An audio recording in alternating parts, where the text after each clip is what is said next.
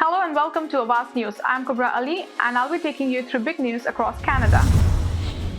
Ontario's top doctor issues memo warning of potential outbreaks of measles.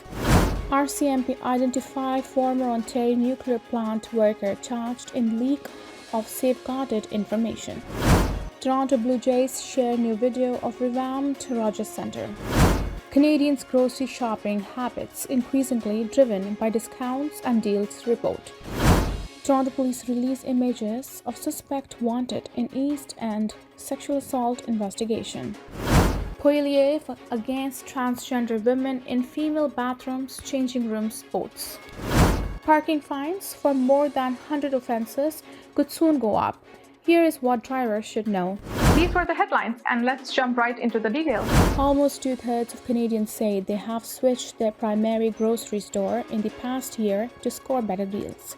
A new survey by Dalhousie University's Agri-Food Analytics Lab and marketing insights firm Cattle found that almost 30% of respondents exclusively choose their grocery stores based on in-store discounts and promotions. While in-store, the report found that almost 60% of Canadians consistently seek discounted food products with preferences for discounts on expiring or clearance items. The study underscores the importance of retailers to strategically prioritize discounting initiatives to remain competitive in an increasingly dynamic market, said Sylvain Charlebois, director of the Agri-Food Analytics Lab in the report. According to the survey, which was conducted through Cattle's platform, flyers remain the most common way for shoppers to discover discounts, followed by mobile apps and in-store signs. Discounts play a significant role in in-store selection and product purchases, with percentage discounts and loyalty rewards proving particularly attractive, the report said. Therefore, grocery stores stand to benefit from prioritizing these types of promotions. Loblaw-owned stores are the top destination for discounted food, the survey found, followed by Walmart and Costco. The report said that fresh produce is the most purchased discounted item, followed closely by meat products, packaged and canned goods, baked goods, and dairy products. The report also found that while food rescue apps like Flash Food or Too Good To Go are gaining popularity, almost 58% of shoppers have never tried them. But among shoppers who have tried these apps, 95.1% said they would recommend them to others. The primary motivation for using these apps was to save money. The use of these apps highlights a growing market for technology-driven savings in grocery, and report said. Drivers in the city could soon face steeper fines for parking violations, with proposed penalty increases for more than 100 offences. A new staff report, which will be presented to the Infrastructure and Environment Committee at a meeting next week, proposes hiking penalty amounts for 123 offences related to parking, stopping, and standing.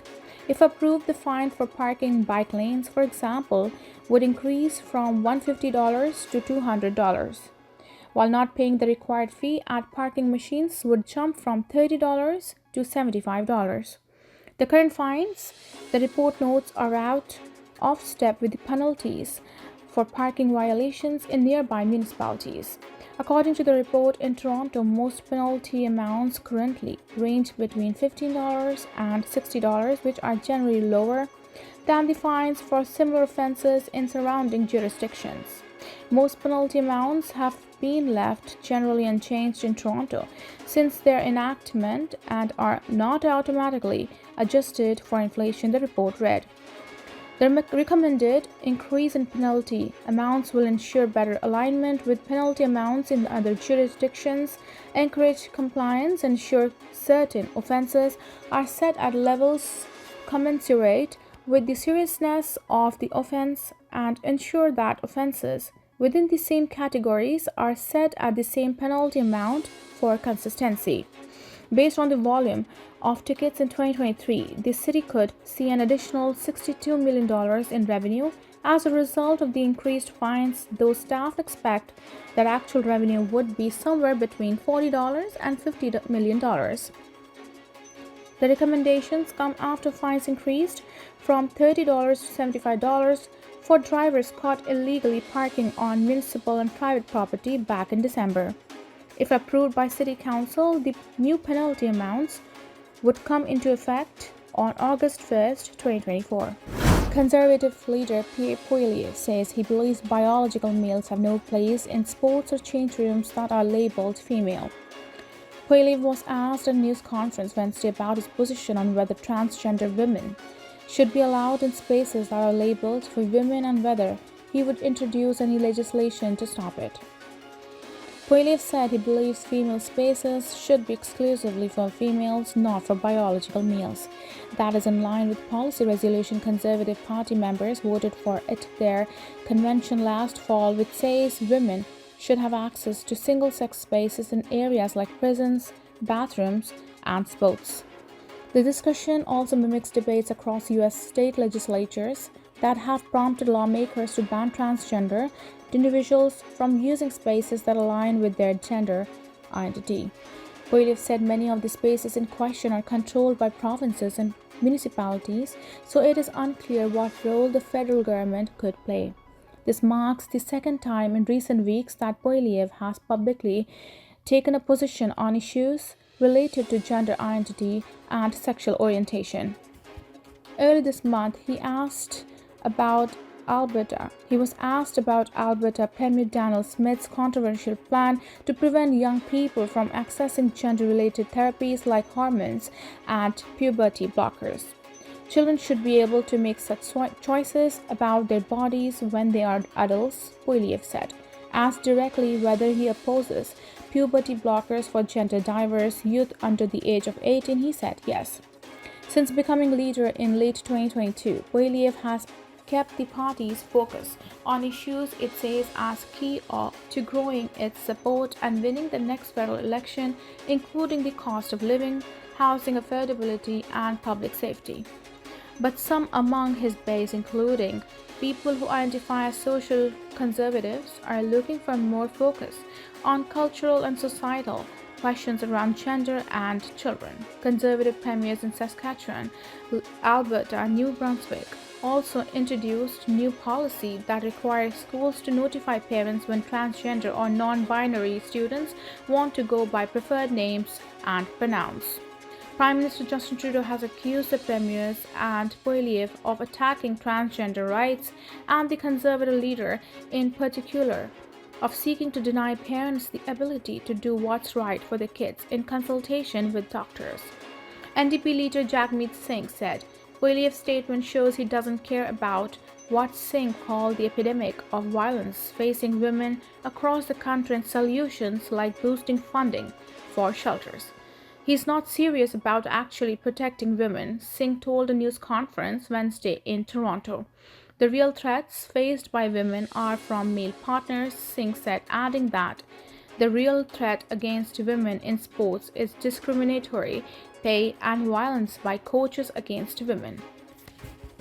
A former employee of the Ontario Power Generation OPG has been arrested and charged after allegedly leaking safeguarded information to foreign entity or terrorist group. On Wednesday, the Royal Canadian Mounted Police (RCMP) confirmed that Ontario resident James Musali had been charged with one count of communicating safeguarded information under the Security of Information Act. Police allege Musali acted with intent to put critical infrastructure at risk. While no further details on the breach were provided, the RCMP said there is no known risk to the public or environment. Upon identifying the breach, police removed Musali's access to OPG information and worked to mitigate any further risk, they said. The investigation remains ongoing and the charge has not been tested in court. When reached for comment, Ontario Power Generation, where Musali was employed as recently as 2022, said it implemented measures to mitigate and manage any unauthorized disclosure immediately upon identifying an information breach. It also added that public safety and station integrity had not been compromised. Misali is scheduled to make his first appearance at the Oshawa Superior Court of Justice on February 27th. He is in custody pending a bail hearing, the contents of which will be shielded by a publication ban. It's beginning to look a lot like baseball. That's the message attached to a recent video update on Toronto Blue Jays' $300 million Rogers Centre renovations. In the short video posted to social media on Tuesday, camera pans across freshly laid grass on the diamond, which now includes 3,000 fewer square feet of foul territory. The video is a far cry from the video posted by the team 5 days earlier, which shows an almost unrecognizable baseball field covered in concrete and heavy construction equipment. Early this month, the team shared a sneak peek of the brand new 100 level.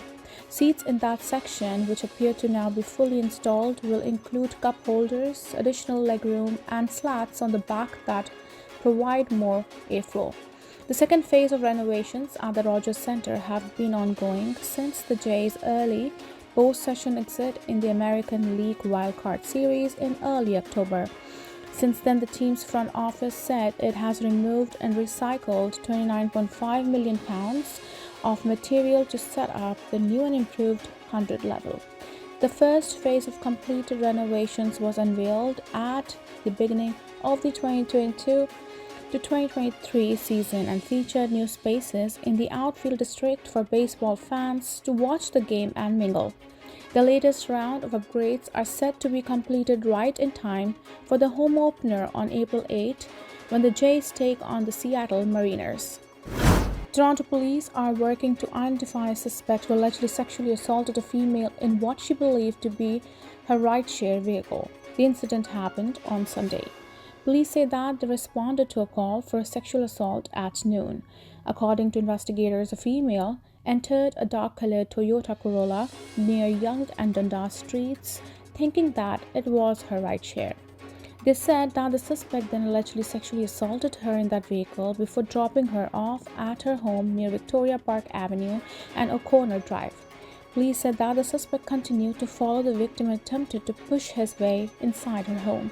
She then denied him entry and he fled the area, they said.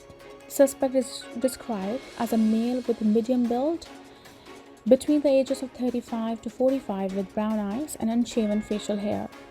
Police say that he spoke with an accent and was last seen wearing a black coat with a white circular logo on the left bicep, blue pants, and brown hiking boots.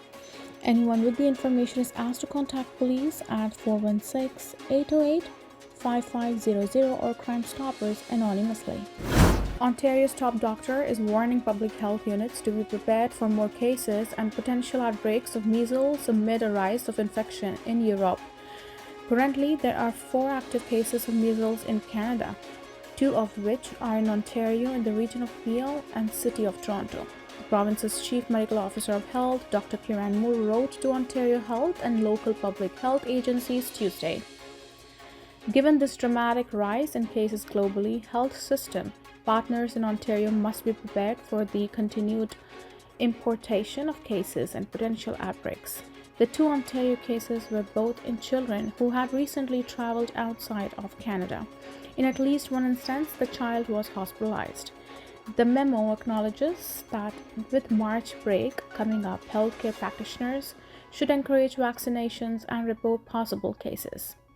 While measles is no longer considered endemic in Canada, outbreaks can happen when susceptible individuals, example unvaccinated, travel to and return from countries from where measles is circulating, Moore wrote.